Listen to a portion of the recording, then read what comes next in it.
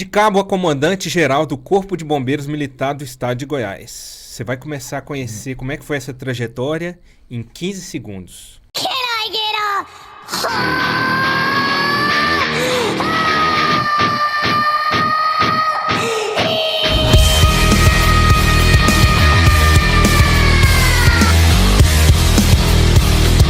Para minha turma, que foi a segunda turma do curso de formação em Goiás, ele era conhecido como o pai do Alexandre. Mas a biografia dele vai muito além disso. Tudo bem com o senhor, Coronel Valdir Marques de Souza? Bom dia a todos, tudo bem? Graças a Deus. Beleza, é um prazer ter o senhor aqui. O senhor é uma referência, né? Como tantos outros, mas o senhor é uma grande referência na nossa corporação. Prazer é todo nosso. Tá certo. Comandante, como é que surgiu esse início? O senhor nasceu goiano e virou tocantinense, né? Sim. Como é que é esse princípio da vida do senhor? Nasci no município em que recentemente ocorreu uma tragédia, inclusive, um acidente lá que vitimou 12 ou 13 pessoas, município de Almas, né? Uhum.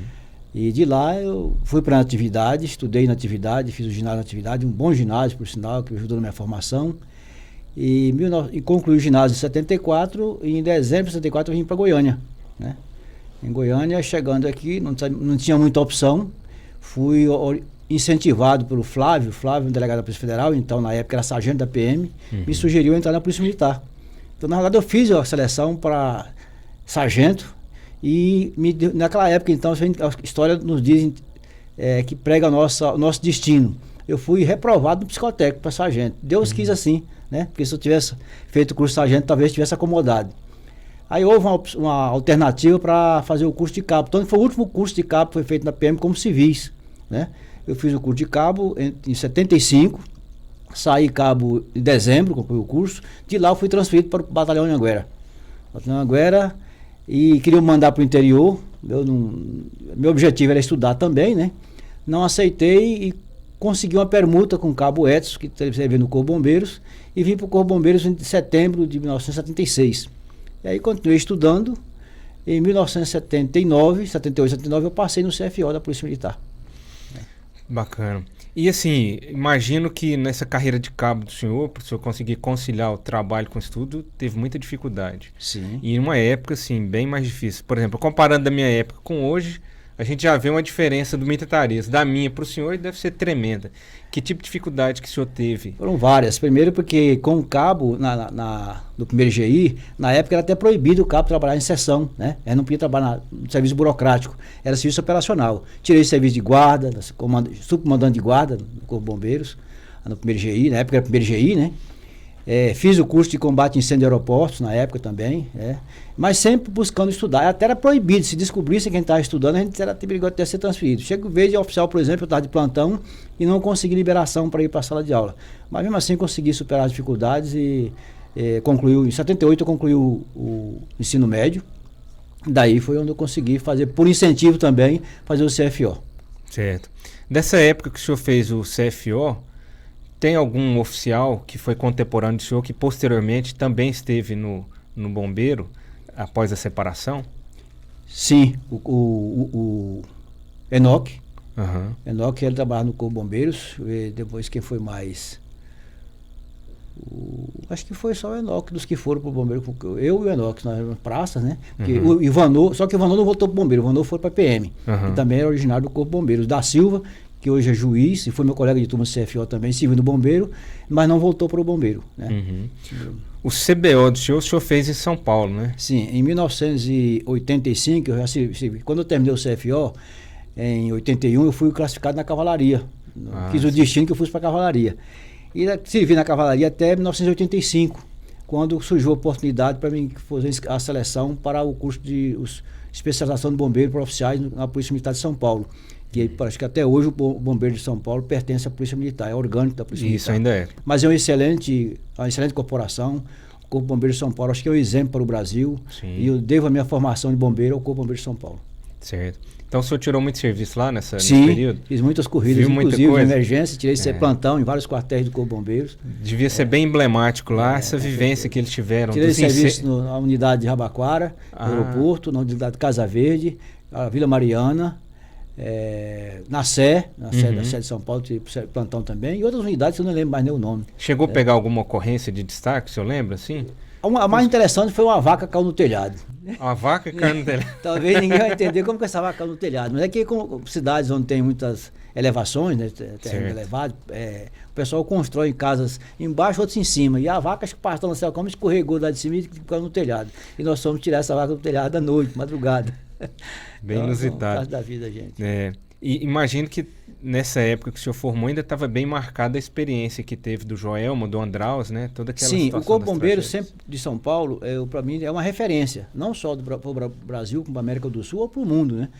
Bons oficiais, nós temos tinha alguns manuais que serviram como base da nossa formação, e o bombeiro que sempre preocupou muito com a segurança, justamente em função dos desafios. Teve o Andraus, teve o Joelma, né?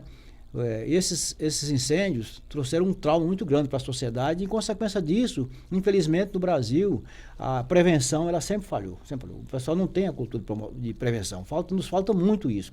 Mas melhorou muito.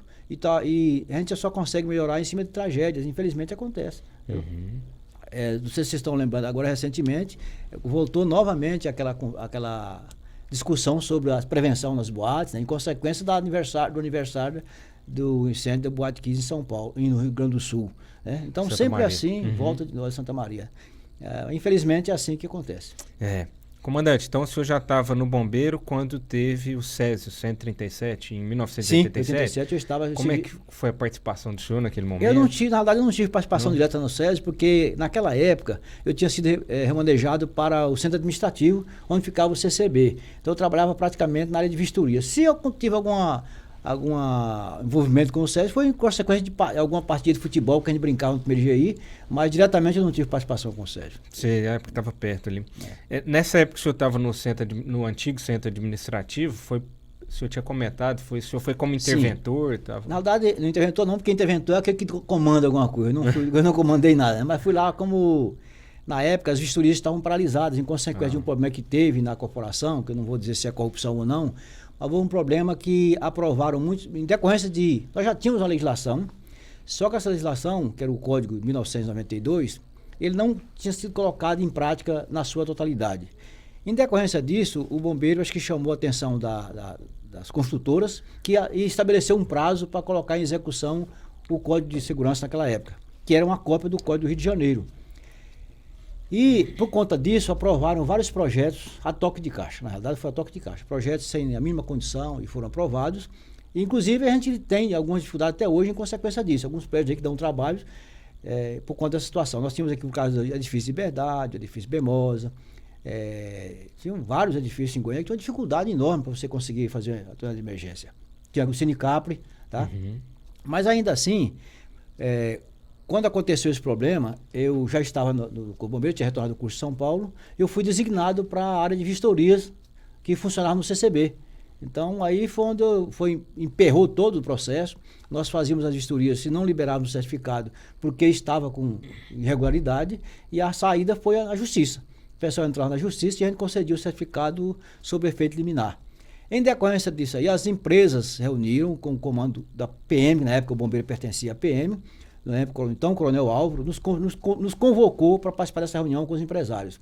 Daí surgiu a ideia para resolver o problema, o que fazer? Não tinha uma solução naquele momento, porque as construtoras alegavam que a exigência do código daquela época era construir duas escadas, uma de saída de emergência e a outra para uso comum. As empresas alegavam que os lotes, além da obra ficar muito cara, a maioria dos lotes não comportava duas escadas na edificação. Sim. Então, a sugestão que nós demos naquela época, quando eu fui solicitado a manifestar na reunião, foi que se adotasse a NBR 208 naquela época, que era a que regulamentava a segurança na saída de emergência. Então, a solução foi essa. Eu sugeri que fosse feita alteração no Código de Segurança daquela época, e aí sanou o problema. As empresas acataram o problema, e houve um deputado, não lembro quem foi o deputado, se foi Adib Elias, que apresentou a emenda ao Código de Segurança, foi aprovado e resolveu o problema. Foi onde passou a usar a escada enclausurada ou escada protegida. Desde então foi adotado. Foi a NBR 208. Depois mudou outra norma. Hoje a norma é diferente, nem lembro o nome da norma que e hoje tem as NRs que complementam a lei. Exatamente. Isso mesmo. Comandante, então, e aí chegou 89, né? 88, a Constituição Federal promulgada, 89 aqui, e teve a separação, né? Embora eu acho que a pessoa mais adequada e mais indicada para falar sobre a separação do Corpo de Bombeiros da Polícia Militar, chama-se Coronel Pedro. Coronel Pedro é a pessoa mais indicada porque ele foi o timoneiro, foi o condutor desse processo. Embora nós como auxiliares dele, buscamos assessorá-lo naquilo que fosse possível. Mas tem duas figuras que participaram desse processo também, que foram muito importantes, que na época era o Sargento Carlinho e o Sargento Maestro, que trabalha no Tribunal de Justiça do Trabalho hoje, Tribunal Regional do Trabalho. O Maestro era sargento e ele era muito amigo do deputado, inclusive do PT, que era o deputado Moura, Antônio Moura, parece, acho que era Antônio Moura o nome dele. E esse deputado era muito amigo dele e nos ajudou muito na condução que o Carlinho pegava, e o Maestro pegava as orientações do Coronel Pedro, porque o Coronel Pedro não podia aparecer, porque se ele descobrisse que ele estava trabalhando para separação, talvez fosse inviabilizado o processo, porque a PM não aceitaria isso nunca. E o Solon Amaral, que era o deputado estadual na época, era o relator da Constituição, da Constituinte. O Coronel Pedro levava as informações para ele, o Carlinho usava o deputado Moura para fazer a articulação política, bem relacionado com os deputados, e por conta disso nós conseguimos o êxito na separação, porque foi um projeto muito bem trabalhado, no silêncio, e inclusive a articulação foi tão bem feita que o único que podia ser comandante era o Coronel Pedro. Mas o senhor fala no silêncio, então quer dizer que naquele momento existia uma resistência da polícia militar? Toda a vida teve, em todo o Brasil. Teve uma dificuldade. O bombeiro era essencial para as polícias militares no Brasil como cartão postal para as boas ações, mas nos recursos a gente sempre penava, nunca recebia os recursos necessários para fazer as nossas atividades, tá? Isso era muito difícil, a relação era boa só enquanto, tanto era assim que o bombeiro era como se fosse como a cavalaria, e tinha outra unidade que todo oficial que dava problema no interior lá, eles mandavam classificar no bombeiro. Era tipo de punição. Punição, colocar no bombeiro. Entendeu? Põe o cinto vermelho e vai para o bombeiro. Então foi assim, o nosso processo de separação foi construído dessa forma. Quando o Pedro foi designado comandante-geral, e aí fomos trabalhar aí nós entramos em ação, os oficiais na época, eu, o Coronel Manzan, o Coronel Cláudio, o Coronel Mauro, outros oficiais aí, muitos que, lógico, trabalhamos no assessoramento para formar a nossa legislação, para a legislação. Foi elaborar orçamento, a lei orgânica da corporação, o estatuto. Um trabalho muito extenso, muito extenso, e foi um trabalho muito árduo, e o Corpo Bombeiro de Brasília nos deu um apoio excepcional. Pensa num bombeiro que foi muito parceiro nosso, Corpo Bombeiro de Brasília. Então dá até para fazer analogia que eu participei da implantação do serviço aéreo nosso. A gente teve apoio da Polícia Militar bastante, né?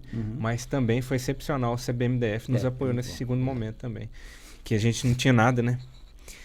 Comandante, então o senhor, quando separou, o senhor foi o oficial número 15 do bombeiro. Era o RG15. Era o 15. Aí o senhor já chegou, o senhor era capitão na época já? Era capitão. Tem uma história interessante aí. Quando separou o Corpo Bombeiro, eu tinha passado na seleção para o CAO da PM, né? E porque a bombeiro pertencia à PM, eu concorri à seleção do CAO da PM. E segurei essa vaga até no último minuto. O pessoal me cobrava da PM, o bombeiro já separou, você tem que fazer, o bombeiro, né, da PM. Eu digo, eu vou fazer um direito meu, eu passei, eu vou fazer. Porque eu não entrei na cota dos 50%, naquela época tinha 50% de merecimento e 50% de produtividade. Então eu só entrava por merecimento, porque eu não tinha o tempo para entrar com produtividade. Aí eu fiz a seleção, passei e aguardei, segurei a vaga.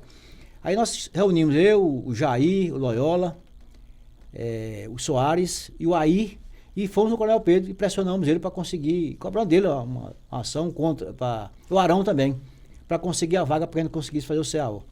E aí o Coronel Pedro, com o apoio que o Brasília sempre nos deu, muito embora não tivesse vaga, o coronel na época, esqueci o nome dele, comando do bombeiro, não, pode mandar eles aqui que eu arrumo nem que for, eles assistem lá, nem que for da porta lá de fora, mas assiste. Aí nós conseguimos fazer o curso nessa época. Aí eu abri mão da vaga do CAO na PM e fui fazer o CBMDF. Em Brasília. Nós que somos de uma geração mais nova, a gente conhece toda uma gama de ações que o bombeiro hoje desenvolve, né? E a gente é muito curioso, por exemplo, assim, na época do senhor, desde que o senhor chegou a trabalhar no primeiro GI como cabo e depois mesmo como oficial, né? O que eram as atividades que o senhor desenvolvia na época? Na época ainda não tinha, propriamente dito, o atendimento pré-hospitalar, né? Ficava mais no combate a incêndio, salvamento. Como é que era desenvolvido? Como que era essa realidade naquela época? O bombeiro sempre atuou em todas as áreas, né? Salvamento, busca de corpos em rios, como faz hoje, como sempre fez, né? Só que com menos estrutura. Realmente, igual você falou, não tinha essa atividade de resgate. Tem uma pessoa que podia falar muito bem sobre isso, o Coronel Cunha Matos. O Coronel Cunha Matos trabalhou muito bem nessa área. O Coronel Ar citou ele no primeiro episódio. O Coronel Cunha Matos foi um camarada que foi um trabalho extraordinário nessa parte, um entusiasta, inclusive, dessa atividade. Ele foi, inclusive, teve um treinamento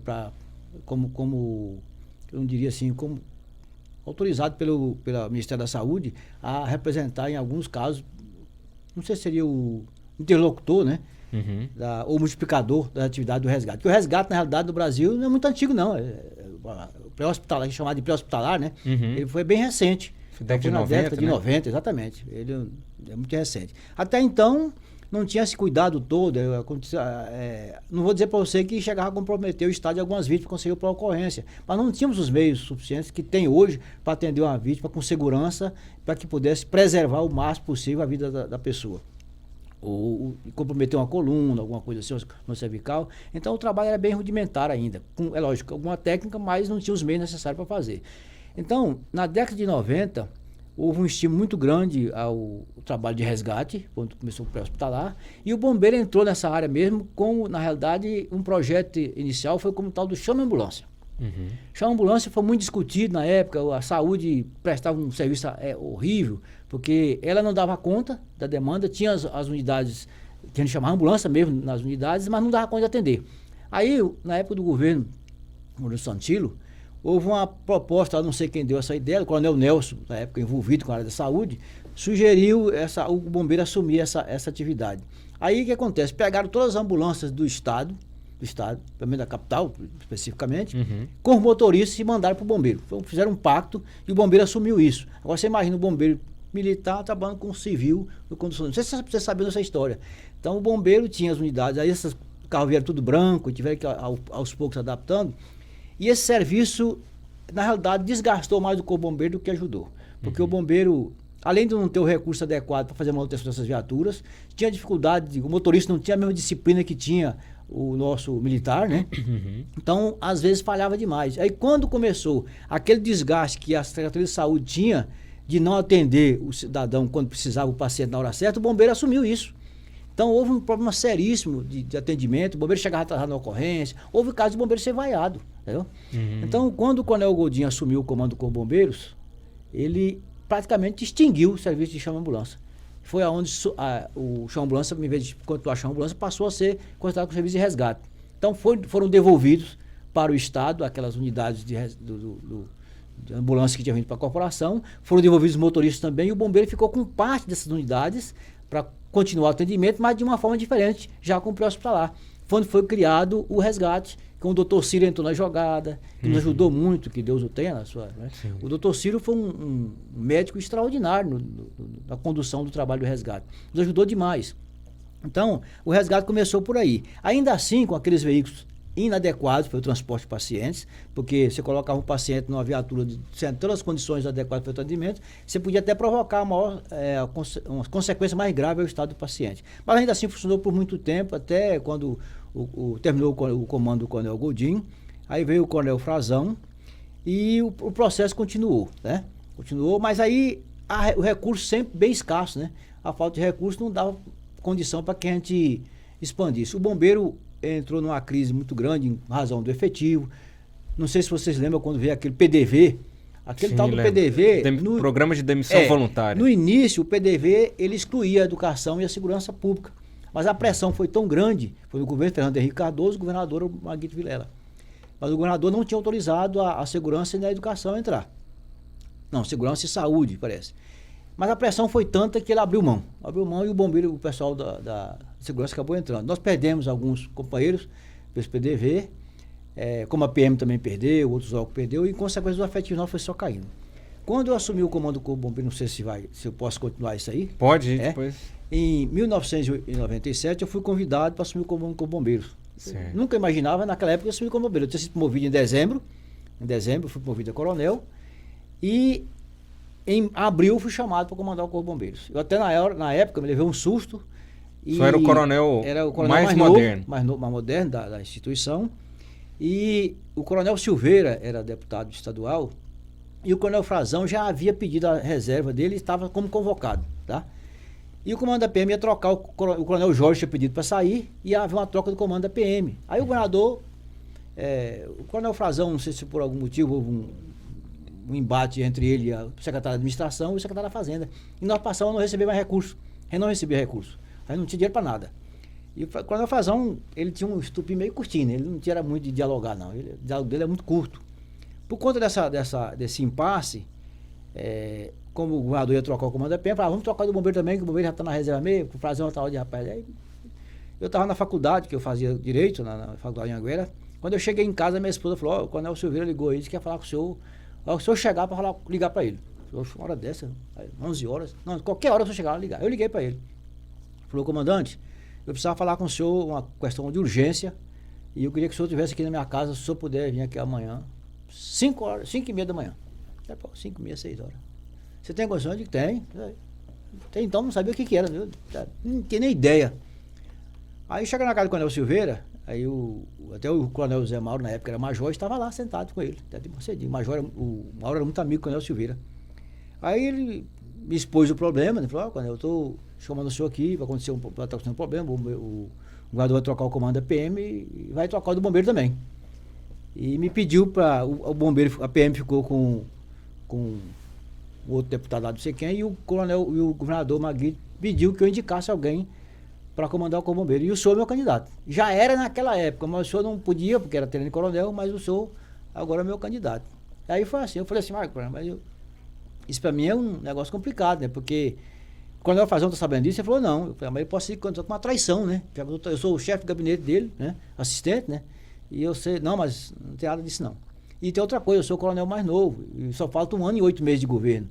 Como é que fica a minha situação? Eu não tenho tempo para aposentar. Diz, coronel, cavalo arriado passa na porta uma vez. Você monta, então você está lascado. Você nunca mais vai ser chamado para ser comandante geral. E outra coisa, você tem todos os predicados para ser comandante, até formado, tem curso superior, tem tudo. E tem outra coisa, coronel.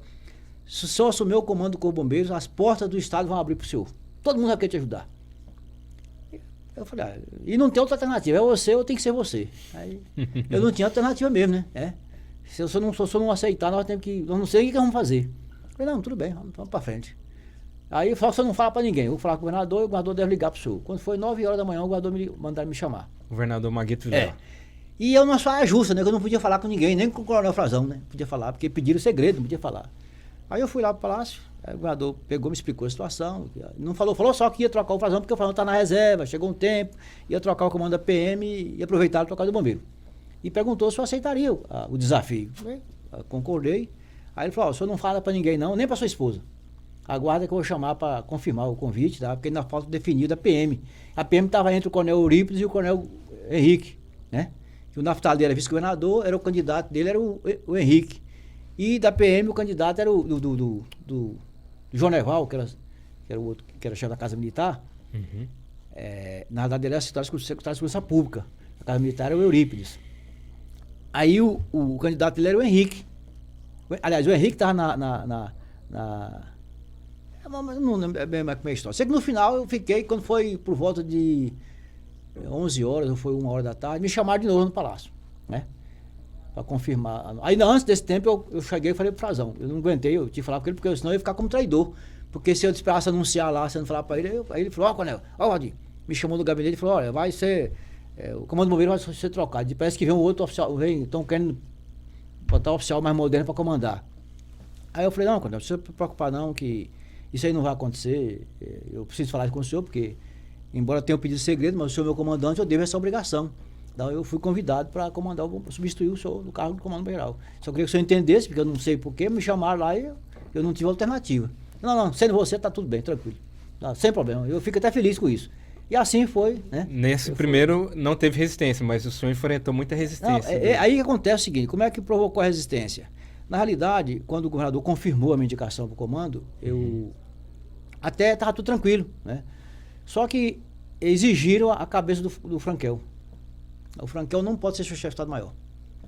Aí começou a guerra, né? Por que ele não podia ser? Eu sei lá por quê, rapaz, não pode, né? E aí tanto que levou o nome, eu não tinha alternativa, eu não sei. Só tinha o Matheus, o Arão, o Franquel, e era só. E o Farias. Aí não, entre os três aí, o Arão não era nem coronel ainda não, o Arão era tenente-coronel. Só sobrava aí, é o Farias. Foi o coronel Farias que foi na época designado. Não aceitaram nem o Matheus e nem o Franquel. Aí eu acabei assumindo a responsabilidade, né? Porque eu era o comando geral, todo mundo acha que é a gente que escolhe. A gente indica, né? Mas quem escolhe não é a gente, o governo é que decide, é político, é um cargo político. Aí o Farias foi indicado meu chefe de Estado-Maior. Mas infelizmente, dentro de pouco tempo, o Farias pega e pede reserva. Eu fiquei 1 ano sem chefe de Estado-Maior, Corpo Bombeiro. Você sabe dessa história. Não sabia. Fiquei Ficou vazio. Eu vazio o cargo porque o Matheus e o Frankel não podia, né? E até porque nós já tinha a rivalidade, né? E ficava uma situação difícil. Tê-los como... Eu não teria problema, mas da parte deles eles começaram a boicotar, né? As ações que a gente tentava fazer, eles boicotavam para chamar os oficiais lá e começavam a fazer pressão e tal. Aí por conta disso eu acabei trabalhando na promoção do Arão, né? Eu falei, Arão, se você conseguir sua certidão negativa do Tocantins, então vamos fazer essa promoção. E assim foi feito, né? Ele trouxe certidão e nós conseguimos a promoção dele e aí ele foi meu chefe de Estado-Maior por muito tempo. Agora também é muito incrível na biografia do senhor o seguinte, porque o senhor vivenciou não só essa situação, que foi um salto, né? Que não foi conjecturado pelo senhor, mas ao mesmo tempo teve uma mudança de governo e o senhor permaneceu, né? No cargo, né? É algo, eu acho que sem precedentes, pelo menos no Corpo de Bombeiros não aconteceu. A história de mudança de comando de governo na época, que oposição, né? Era na época o PMDB e PSDB, a guerra era terrível. Muito embora eu não tivesse vínculo político com ninguém, mas eu trabalhei nos 2 governos e você sabe, quando você trabalha num governo, você acaba saindo com aquela pecha de que você fez parte do governo e não serve para mais nada. Essa é a ideia que se tem, né? Mas graças a Deus eu trabalhei no Corpo de Bombeiros, no meu tempo, por onde eu passei, eu nunca procurei criar resistência, eu nunca tive lado. Como eu não tenho grupos, eu trabalhei negócio, eu tenho um grupinho, não existe isso. Tem ideologia. Para mim, eu atendo todo mundo sem distinção. Certo. Por conta disso, eu acho que muita gente me conhecia, chegaram até a anunciar um novo comandante, que já tinha um novo comandante aí e tal. Eu estava numa solenidade lá mas quem tem amigo não morre pagão, né? Um amigo que é delegado da Polícia Federal falou assim, Valdir, o que você vai fazer, rapaz? Se aposentar tão novo assim, você vai fazer o quê? Eu não, eu sou coronel, pô. Eu construo a corporação. O que eu posso fazer? O que a gente pode fazer para te ajudar? Aí eu falei, sei lá, pede os amigos que você tiver aí, que eu não tenho ninguém pedir, né? O governo novo tá chegando, não conheço ninguém, conhecer eu conheço, mas não posso chegar para pedir nada, né? Eu falei, não, faz o currículo seu, que eu vou entregar seu currículo para uns 4 companheiros que eu tenho aí. Aí eu fiz na época, convidei o coronel Arthur, me ajudou muito, nós fizemos um plano de comando. Eu falei, não vou entregar só o currículo, vou entregar o currículo e um plano de comando. E assim eu fiz. Junto com o currículo eu entreguei um plano de comando, que esse plano rendeu. Esse plano rendeu. E por conta desse currículo, eu acho que ajudou, né, a reverter a situação. E eu fui convidado, eu estava numa solenidade lá no 2º Batalhão, né? Quando me ligaram lá para falar com o Demóstenes, que tinha sido nomeado indicado secretário de Segurança Pública, ele me ligou, queria conversar comigo, né? E já falou, eu quero o seguinte, eu vou falar para você adiantar o que é. Eu estou assumindo a Secretaria de Segurança Pública e gostaria de contar com o seu apoio, né? Nossa equipe de comando aí. E aí foi aí, né? Eu fui para lá e aí surgiu o convite para ser o comandante-geral do Bombeiro na continuidade, né? Mas aí eu enfrentei uma guerra, né? Aí é que a guerra foi feia, daí para frente. Inquieta é a cabeça que usa a coroa. William Shakespeare. Comandante, nas aulas de chefia e liderança que a gente tem no CFO, a gente sempre ouve falar muito disso, né? Da solidão do comando, né? A pessoa que está naquela posição de comando, por vezes só ela tem a noção do que ela passa. E o senhor passou por isso, passou até, como o senhor falou, 1 ano sem até o subcomandante, num clima terrível. O senhor me deu todo um parâmetro aí do que o comandante, coronel Valdir, lidou. Mas e o homem? Valdir Marques de Souza, na família, como que isso tudo impactou na saúde mental, naquele momento para o senhor? Rapaz, eu sempre acreditei em Deus. E sempre o seguinte, que a esperança é a última que morre. Sempre acreditei nas minhas ações, porque eu sempre procurei fazer o melhor possível, né? E momento difícil a gente tem. Um dos momentos mais difíceis foi justamente esse. Foi de imaginar que se eu saísse do comando, além de eu ter alguém que assumiu o comando como inimigo, né, que tinha eu como inimigo, né, como é que seria essa relação posterior. Mas, como eu sempre falei, quem acredita em Deus não perde a esperança, né? Então, essa história de dizer de momentos de solidão também, graças a Deus eu nunca tive, sempre tive muitas pessoas sempre do meu lado e apoiando, sabe? E com essa determinação nós conseguimos levar adiante. E eu não falei um detalhezinho interessante aqui que eu não esqueci de mencionar, e que eu assumi o comando do Corpo Bombeiro pela primeira vez, nós tínhamos um efetivo de 900 e poucos homens só. Sim. 4 unidades de combate a incêndio funcionando na capital. Uma situação terrível. Mas eu dei tanta sorte que ao assumir o comando do Bombeiro, eu assumi o comando às 10 horas da manhã, dia 17 de abril às 10 horas da manhã. Às 14 horas eu assinei um convênio com o Detran, que garantiu um percentual de recursos para o Corpo de Bombeiros. Esse recurso foi a nossa primeira alavancada. Quer dizer, eu peguei esse dinheiro, chamei o Coronel Dias para ser o gestor desse contrato, na época ele era tenente. Eu falei, Dias, nós vamos recolher 4 meses desse recurso, guardar e comprar 4 carros para vistoria. Quer dizer, talvez um outro comandante comprasse um carro de representação, porque o meu carro de representação era uma Opala 6 cilindros que me deixou a pé uma vez lá em Catalão, né? Mas eu fiz o contrário, nós compramos com esse dinheiro 4 golzinhos. Para que esses gols? Fazer vistoria para arrecadar. Tá né? certo. Arrecadar dinheiro para o caixa. Que nós aumentando a arrecadação, a gente ia conseguir fazer investimento. Né? Além de melhorar a segurança. Sim, na do motorista também. Uhum. Então nós compramos esses 4 veículos. Posteriormente, entrou mais um recurso, nós compramos 4 unidades de resgate. E o que nós fizemos? Nós mandamos o Coronel Dias, foi o Aparecido, o Alisson, e não lembro se o Dias foi também, para São Paulo, uma empresa que tinha montado os carros do Distrito Federal. Nós copiamos o carro do Distrito Federal, eliminamos as falhas que o carro deles tinham, que inclusive tinha um histórico de capotamento, né? Eles eram muito alto.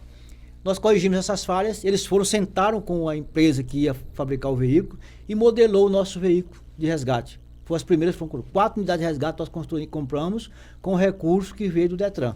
Uhum. Ainda não comprei o carro de representação do comandante, vocês perceberam, não tinha, né? Não tinha representação, né? E nesse meio caminho surgiu a venda de Cachoeira Dourada. Sim. Aí surgiu um dinheiro para nós, que aí é uma história interessante também. Fomos chamados para fazer a proposta de investimento do Corpo de Bombeiros, como a PM também, a Polícia Civil, para investimento com o dinheiro de Cachoeira Dourada. Eu apresentei um projeto na época, o custo do projeto 42 milhões. Aí todo mundo, você tá maluco? Você vai pegar o dinheiro, tal. Volta lá e faz o projeto novo. Eu peguei, voltei, refiz o projeto, baixou para 20 e poucos milhões. Aí o Coronel Roneval falou, Coronel, é muito dinheiro, não tem como pegar esse dinheiro todo, não. Pode reduzir isso lá. Aí eu falei, Coronel, mas é muito ruim, eu com o comando bombeiro, tirar o essencial, nós não temos nada, tá ruim demais e tal. Não, mas pode melhorar lá. Aí o governador já era o Naftali, né? Naftali. Aí ainda era o Maguito ainda, Maguito. Aí eu falei assim, levei de novo, reuni com os oficiais, e mexi lá e tal, reduzimos o custo do processo, 20 e poucos milhões. Parece que 21, 22. Aí 21 não, baixou para 11, 12 milhões, Tinha construção, tinha uma série de coisas. Aí eu entreguei para o Coronel, é muito. Digo, secretário, faz o seguinte, eu não posso reduzir além disso aí, porque seria até responsabilidade minha e responsabilidade de fazer isso. Eu não posso fazer, como comandante não posso. Aí o projeto está aí, se o governador autorizar 50%, para mim tá bom. Tá bom, né? Porque não tem nada, né? Aí todo mundo enxugou os processos e levaram. Aí o governador, na época, autoriza 50% do valor. Porque não tinha nada, rapaz, 50%, deu 6 milhões e pouco, porque 1 centavo naquela época não é nada. Nós conseguimos 6 milhões e pouco, a Polícia Civil com 3 e pouco, e a PM 1 milhão e meio. Aí o pessoal, absurdo, como é que pode? O bombeiro desse tamanhozinho conseguiu 6 milhões. Aí o jornal falou, peraí, todos tiveram a oportunidade de pedir. O projeto do Valdir está aí, o governador autorizou, né? Ia sair na frente. Então, desse dinheiro, nós conseguimos dar uma alavancada no corpo. Quando nós compramos o ônibus da banda de música, compramos caminhonete para fazer resgate no interior, que não tinha, o pessoal viajava, era de carona e tal. Compramos lanchas, compramos jet ski. Então, o bombeiro nunca tinha visto investimento daquilo. Pois é, o senhor estava impactado quando chegou aqui hoje, falou, nossa, aqui está bem mais... Você entendeu? Então, tá bem mais desenvolvido, mas justamente começou com homens como o senhor. E nós perdemos um detalhe, porque o governo perdeu a eleição, por ter perdido a eleição, nós ficamos com os nossos projetos travados, e nós perdemos naquela época 22 chassis de caminhão, para combate a incêndio e salvamento, porque foi empenhado, mas nós não efetuamos o negócio porque os empenhos foram, como não tinha recurso, não tinha como você garantir o pagamento disso, né? Entendi. Então nós perdemos 10 caminhões de combate a incêndio e 11 de salvamento. Comandante, aí uma outra marca muito importante aí da gestão do senhor foi, na PM já tinha o corpo feminino, né? E o corpo de bombeiros até então não tinha, né? E foi na gestão do senhor que começou o ingresso das primeiras mulheres. Como é que foi essa? O ingresso do Corpo Bombeiro Feminino deu um certo trabalho, porque a gente, na realidade, não tinha condições. Eu sempre falava, quando alguém me cobrava, o deputado Abdul Seba, toda vez que chegava na Assembleia, ele falava, fazia pronunciamento lá na frente, lá, que que eu era coração duro, que era não sei o que e tal, e resistente, mas falar absurdo. Embora ser meu amigo, mas ele sempre que eu encontrava, eu falei, pô, deputado, vai devagar aí, porque eu não aguento isso não. Não, mas tem que botar bombeiro feminino lá. Eu falei, tá bom. Aí, por sorte, a primeira dama teve um evento lá no Palácio, eu não sei se era aniversário dela, ou não sei o que ela foi, nós fomos num evento lá, ela cobrou, né? Coronel, mas por que você não coloca bombeiro feminino no corpo bombeiro? Eu digo, eu preciso de alguém para me ajudar, né? De dar apoio, né? Mas com essa. Não, vamos colocar bombeiro feminino no bombeiro. Aí eu falei, mas agora nós vamos colocar, né? Então a primeira dama deu o pontapé inicial, que ela sugeriu, né? Nos cobrou isso. E diante dessa possibilidade, desse apoio dela nos cobrar isso, eu aproveitei que já tinha um autorizo. Só concluindo aí. Sim. Quando nós fizemos o projeto de planejamento do Corpo Bombeiro, que eu apresentei junto com o currículo, eu levei esse projeto e pedi para ele autorizar para mim, né? E ele pegou e autorizo na forma da lei, na capa do projeto. Né? E lá eu tinha toda a implantação das unidades do interior, a complementação do efetivo e tal. Então, com esse autorizo, foi a nossa redenção em termos de efetivo, tá? E aí nós colocamos foi onde já teve a oportunidade de incluir as mulheres também, porque se eu não tivesse previsto no projeto, não tinha como incluir. A previsão orçamentária. Aí como ele autorizou, aí quando surgiu a oportunidade, nós colocamos primeiro uma leva de, sempre era 500 para todo ano, nós tínhamos uma leva de gente para contratar. Foi onde surgiu também a ideia de criação da academia, porque quando eles mandavam o pessoal para outros estados para formar, tinha o custo de diárias, e eu comecei a ser cobrado lá no Palácio. Toda vez que ia lá, a secretaria me cobrava que o dinheiro estava indo muito dinheiro para pagar aluno de informação e tal, e queriam pagar a bolsa e tal, e a pressão foi tanta que eu acabei abrindo mão dessa situação e criar a nossa própria escola. Mas aí, concluindo, né, nós aproveitamos esse espaço, apresentamos uma proposta dentro da previsão de efetivo que a gente tinha e colocamos as mulheres, né, e cada nós tivemos que fazer uma adaptação na instituição. Trouxemos, pedimos apoio da PM, né? Para a gente não correr o mesmo risco que a PM correu lá, foi a primeira formação. Como já tinha experiência na PM, a PM nos cedeu, parece que duas auxiliares, um oficial e uma praça, para nos ajudar. E aí, graças a Deus, correu tudo bem, sem problema. Não teve aquele mesmo trauma que a PM teve, né? O desgaste nosso foi bem menor. E eu acredito que elas estão bem instaladas hoje. Foi uma boa conquista. O senhor acabou citando aí, era uma das perguntas, a criação da academia nossa, né? Os oficiais todos tinham que ir para fora, né? Não só criou, como hoje a nossa academia, ela forma oficiais de fora, né? E assim, o senhor já parece que começou com a ideia lá na frente, porque o primeiro curso era um curso que tinha uma chancela da UEG e era um curso superior, né? Como que surgiu toda essa... Na realidade, nós tínhamos até uma preocupação com isso, porque o Pará tinha iniciado uma academia, né? Com a concepção do Pará, seria a Academia da Amazonas, né, que atendia todos os estados da região norte. E acho que o projeto deles, na época, andou meio quase não dando conta de assumir, porque quando chegava um determinado momento, o que acontece? Aqui chegou a acontecer isso também. Teve uma turma aqui de oficiais aqui, parece que só tinha aluno de fora.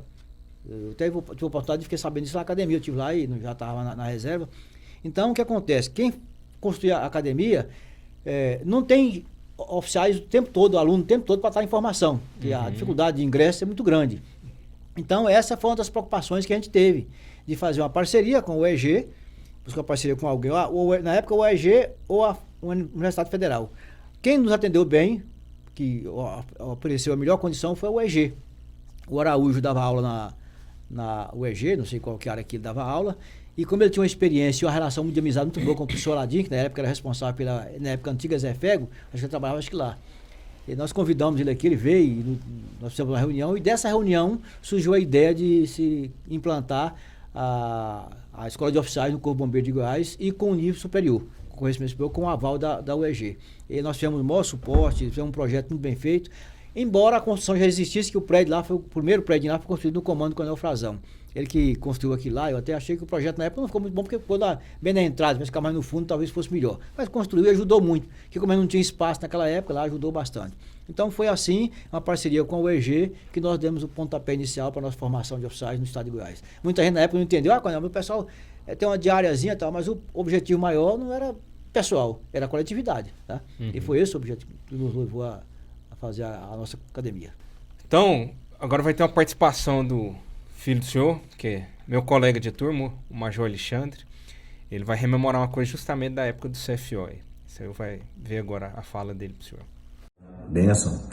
Me pediram para contar uma história com o senhor e eu lembrei de uma lá no início do curso de formação de oficiais, em 2003 ainda. Tinha pouco tempo que tinha saído da escola, mas eu ainda pegava carona com meu pai. Meu pai me deixava na academia, deixava minhas irmãs na escola e depois ele ia para o serviço. E como eu tenho várias irmãs, né, ele fazia uma rota longa e por isso tinha que sair cedo, 6h30 no máximo. E aí ele sempre falava, tem que ser no máximo 6h30, não pode passar disso, senão alguém vai chegar atrasado. E geralmente era ele. Só que eu aqui direto atrasava, né? 6h40, 6h35, 6h32, 6h37. E aí por fim ele já começou a ameaçar. Falou, você tá formando para ser oficial, tem que ter responsabilidade, pode ficar chegando atrasado, não. E a gente dá moral para ameaça de pai e mãe, né? Eu também não dei, não. E aí um dia, né, dia de curso, peguei meu material, né, pus meu agasalho e saí lá fora, 6h33. Quem disse que ele estava lá? Ele não estava lá, foi embora mesmo, ele largou para trás. E é como você não dá moral para ameaça de pai e mãe, eu não tinha plano B, né? Aí dei uma desesperadinha, parei, pensei, lembrei de um tio meu que tinha moto, liguei para ele. Ele foi lá, me deixou na porta, passei para ele o dinheiro do combustível. Mas fiquei chocado com aquilo. Continuei indo com ele, né, que eu não tinha comprado meu carro. No outro dia, 6h30, ele saindo para entrar no carro já estava lá, pronto, preparado para ir. E para mim ele não precisou falar mais, né? De vez em quando minhas irmãs atrasavam, ele falava para elas ainda, mas para mim não precisou falar mais. E na época da academia, né, eu até fiquei detido algumas vezes, na verdade várias vezes, por vários motivos, mas nunca por chegar atrasado, né? Ou seja, funcionou. Hoje eu acho essa história engraçada, penso até em fazer com as minhas filhas no futuro, mas na época eu não achei não, fiquei chocado. Pois é isso. Pai, muito obrigado por tudo. Te amo. Senhor, a carreira do Alexandre, o senhor que sugeriu para ele, como é que foi essa ideia dele entrar no CFO? Não, interessante, uma coisa que eu nunca influenciei assim diretamente meus filhos para o que fazer na vida. Acho que a única coisa que eu sempre cobrei deles foi estudar, preparar para a vida, e que a vida não é fácil. Tanto é que ele deu um exemplo aí de que as coisas trazido com princípios, né? Mas sempre o bom caminho, e que tem a responsabilidade acima de tudo. E a formação. Porque eu sempre falei o seguinte, e outra coisa, que eu sempre preguei para ele, inclusive para o Alexandre, foi sempre o seguinte: meu filho, eu não gostaria que você fosse mais um. Você tem que se preparar para onde você for, você seja visto pelo que você realmente faça. Não sei, esse é mais um. Não existe isso, não. Não precisa ser o primeiro, mas não precisa ser mais um. Tem que ser alguém veio pela sua capacidade, pelo seu potencial e tal. Então sempre eu cobrei deles isso, né? E ele gostava muito de computador, ele não contou essa história, né? Ele chegava lá em casa, pegava a gandola, tirava, botava em cima da cadeira e corria pro computador, né? E eu sempre pegava no pé: meu filho, vai estudar, rapaz, vai dormir cedo pra você estudar, porque você... Não, pai, minha nota tá boa. Não tá não, não tá não. A nota boa é quando você tá primeiro e segundo, você não é, então não está boa. Mas que todo mundo tira nota alta, então que você tira no meio das notas altas lá. Sempre cobrei isso dele, né? E ele chegou em casa um dia, eu falei com ele: meu filho, vai tomar banho e deitar. Fui lá no computador, chamei ele, ele levantou e foi pro quarto, né? Ele tinha o quarto dele separado, né? Aí me deu na cabeça lá de sair do quarto para ir lá na cozinha pegar não sei o quê. Vi a luz do quarto ligada, né? Do quartinho dele ligada. Porque o computador ficava de frente com o quarto dele. Uhum. Aí eu falei: tem alguma coisa errada. Aí eu fui lá, olhei, não vi ninguém, né? Não tinha ninguém dentro do quarto, mas alguma coisa estranha. Aí eu falei: mas tá. Aí quando eu entrei no quarto, Alexandre tá escondido atrás da porta, em pé, assim, na ponta dele. Escondido atrás da porta. Eu falei: não é possível, né? Aí dele aquela bronca e tal. Eu falei: meu filho, mas assim não adianta você enganar a mim. Você tá enganando você mesmo, cara. Não é a mim que você tá enganando, né? Então, mas essa parte de pai e filha, eu sempre procurei sem bater, mas corrigindo sempre possível, né? E orientando para que fosse sempre o melhor para ele, né? Coronel, essa questão do conselho, ele é muito difícil, né? A gente aconselhar uma pessoa, porque às vezes a gente não sabe das dificuldades que ela vive.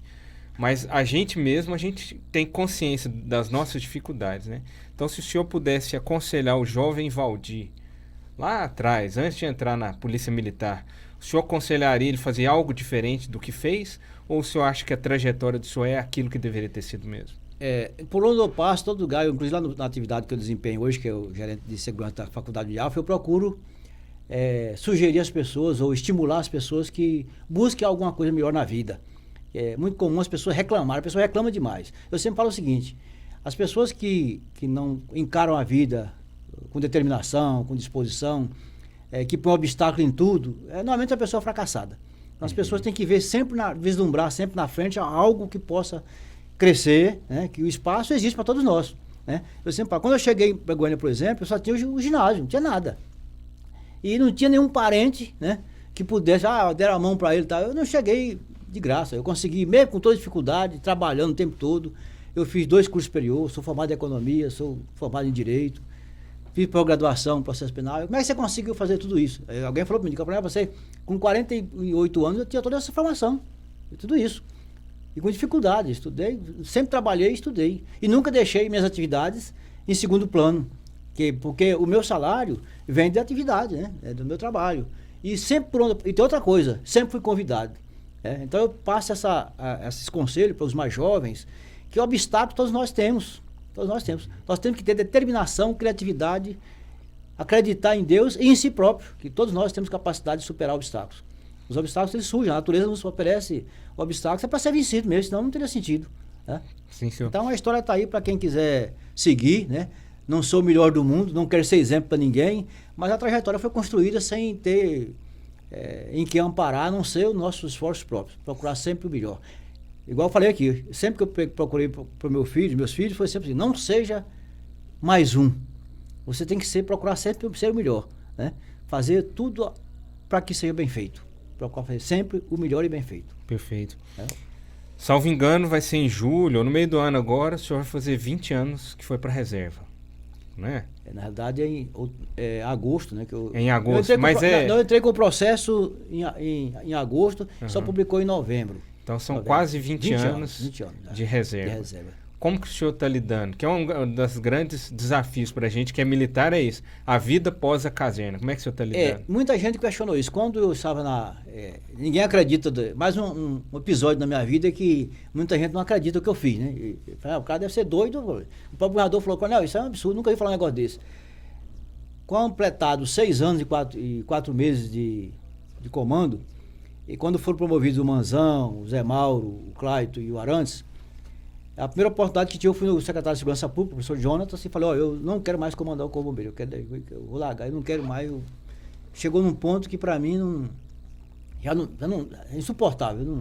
Não, mas você está muito novo, tem muito tempo e tal. Eu falei, não, mas para mim, minha missão do bombeiro foi cumprida. Eu não vejo que eu vou produzir muita coisa mais agora para frente, não. Mas o que você vai fazer, Coronel? Eu digo, se eu aposentar, eu vou andar de moto por aí, fazer qualquer coisa. Eu não dar aula, eu tenho preparação para isso e tal. Às vezes aparece alguma atividade. Ele falou, não, tá bom, mas não vou dispensar o senhor agora não. Aí, quando foi no café da manhã que teve no Palácio, que foi oferecido o café da manhã para os promovidos, eu aproveitei a oportunidade e falei lá para o governador, quando deram a palavra para mim, eu falei que estava colocando o cargo à disposição a partir daquele momento, né? Coloquei o cargo à disposição, e aí o governador também falou, ninguém aconteceu. Eu fui aplaudido de pé por conta dessa atitude minha lá, né? A gente senta na cadeira e não sai mais, né? Uhum. Aí você perguntar, mas o senhor preparou para a reserva? Ué, eu acredito que sim, porque eu imaginei que, como eu nunca tive apego a essas coisas, né, para pegar a coisa, só para você ter uma ideia, eu nunca gostei de misturar as coisas, né? Coisa do serviço é do serviço, de casa é outra coisa, não tem negócio de andar em carro de serviço, só andava de serviço. Até o pessoal falava, quando eu ia para Goiás, por exemplo, chegava até Goiás no carro de serviço, levava meu carro do lado, aí chegava lá, eu dispensava o motorista e ia no meu carro para não usar carro de serviço. E assim eu fiz várias atividades que eu sempre adotei esse procedimento. Justamente para não ter esse apego, que aí vai fazer falta. Não me faz falta, porque eu não usei para minha atividade particular, não carrega minha família em carro de serviço, não, nunca adotei isso. Então eu me preparei psicologicamente, tanto que eu nunca sofri por conta disso. Uhum. Me aposentei, já saí do Comando Bombeiro para a Secretaria de Segurança Pública. Da Segurança Pública eu tinha uma outra atividade que eu trabalhava eu ajudei a fundar a Cooperativa de Crédito de Servidor Público na época, né? Embora essa cooperativa, eu cheguei até a ser presidente dela, e no meio do caminho, por falta de estímulo, de incentivo do próprio governo, que comprometeu a dar o apoio e não deu o apoio esperado, nós acabamos fazendo a fusão dessa cooperativa que ela foi incorporada para outra cooperativa de crédito. Graças a Deus, ainda uma condição boa, né? Tinha saldo financeiro e tal, ela foi incorporada para outra cooperativa e eu saí fora. E da cooperativa eu fui convidado novamente para o Estado, né? Tive um período na Câmara de Vereadores, com o vereador Antônio Shoa, depois fui para a Secretaria de Saúde. Fiquei mais 3 anos na Secretaria de Saúde, e uma unidade complexa, difícil, trabalhei lá 3 anos e graças a Deus estou tranquilo, não passei no processo nada, né? Mais uma etapa na vida vencida. Saindo da Secretaria da Saúde, me convidaram para fazer participar de um processo seletivo nessa empresa, onde eu estou até hoje lá, já trabalho 7 anos, né? Estou lá, né? Na universidade. Esse ano completa 8 anos, dando a minha contribuição, né, de atividade. Então eu não posso reclamar da minha reserva, não. Graças a Deus está bem. Tá bem produtiva. Bem positiva. Tá certo. Coronel, a gente sempre encerra com essa, sempre assim, já é o 2º episódio, mas virou uma tradição, é uma pergunta um pouco metafísica, né? Aí vamos ver. Tu souber responder? Vai saber. Coronel Valdir, o que é a vida? A vida é alegria, né? É felicidade, satisfação pessoal, né? É respeitar o próximo, né? Cada um tem uma opinião, né? Eu respeito a todos, né? Para mim não tem... Eu convivo bem com todo mundo. Essa é a vida, viver com alegria.